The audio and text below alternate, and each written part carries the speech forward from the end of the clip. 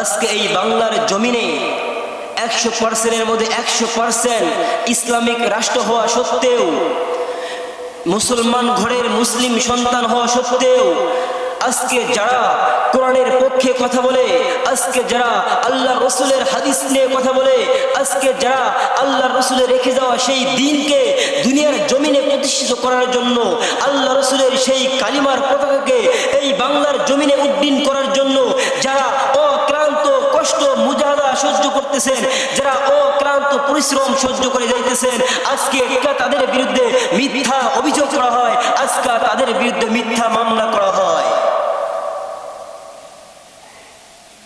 প্রিয় উপস্থিতি,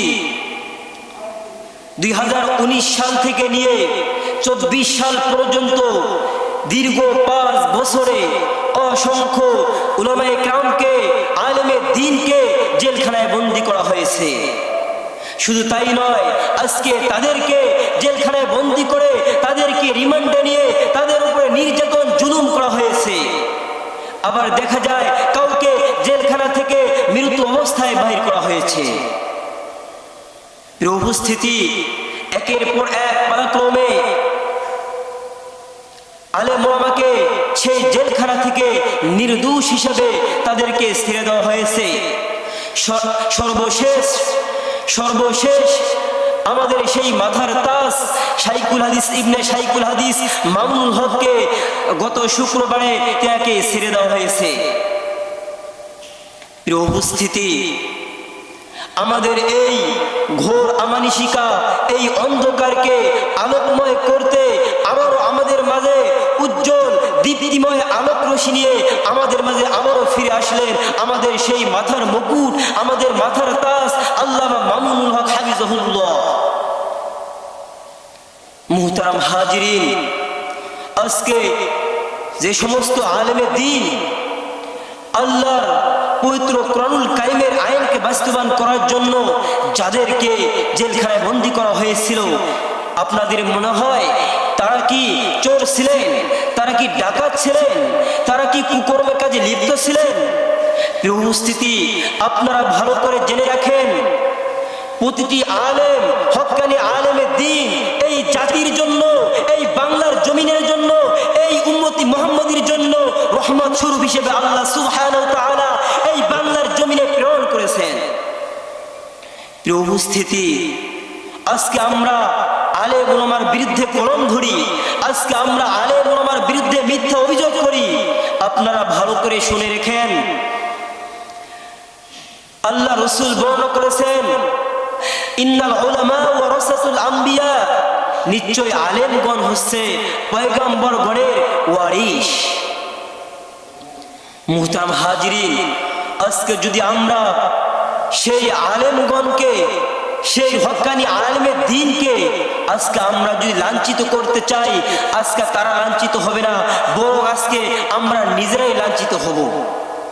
প্রিয় উপস্থিতি, যারা আলেমদের বিরুদ্ধে কলম ধরবে, যারা আলেমদের বিরুদ্ধে মামলা করবে, আল্লাহ রাব্বুল আলামিন তাদেরকে এই দুনিয়ার জমিনে লাঞ্ছিত অবস্থিত করবেন। শুধু এই দুনিয়ার জমিনে নয়, যখন তারা মৃত্যুবরণ করবে, যখন তাদের কবরে তাদের লাশকে দাফন করা হবে, কিবলার দিক থেকে তাদের মুখকে ঘুরিয়ে রাখা হবে। শুধু তাই নয়, তাদেরকে, তাদের জন্য আল্লাহ রাব্বুল আলামিন জাহান্নামের সেই শক্ত ভয়াবহ আযাবের এক বাসস্থানকে নিযুক্ত করে দিয়েছেন, এক নিবাসকে নিযুক্ত করে দিয়েছেন। মুহতারাম হাজিরিন, আজকে আমাদের সেই মাথার তাজকে ছেড়ে দেওয়া হয়েছে, এই জন্য আমরা খুশি, এই জন্য আমরা আনন্দিত, এই জন্য আমরা শুকরিয়া প্রকাশ করতেছি। এর মানে এটা নয়, এর মানে এটা নয় আমার সেই ভাইয়ের যাদেরকে, যারা শাহাদাত বরণ করেছে, আমরা তাদের কথা ভুলে যাব।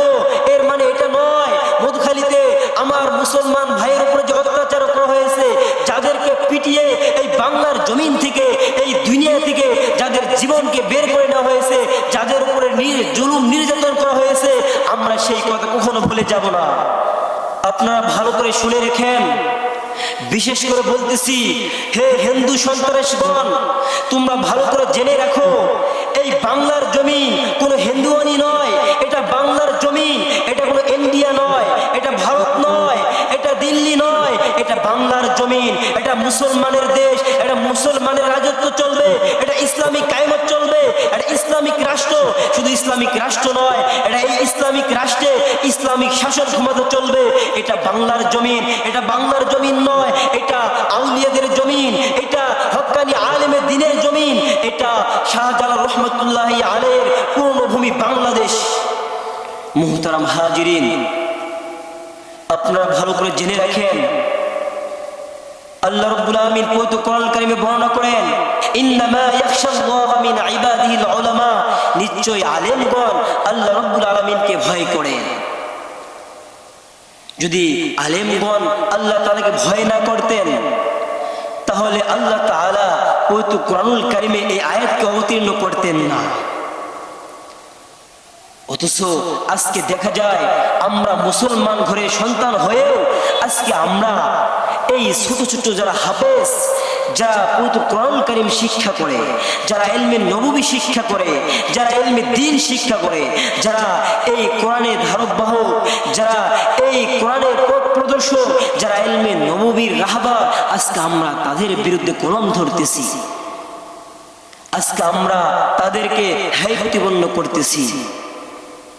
আপনাদের এখনো সময় আছে, আপনারা আপনাদের ভুল থেকে শুধরে যান, আপনারা এখনো সময় আছে, আপনারা এখনো আল্লাহর কোরআন এবং আল্লাহ রাসূলের রেখে যাওয়া সেই দ্বীনের প্রতি ফিরে আসেন।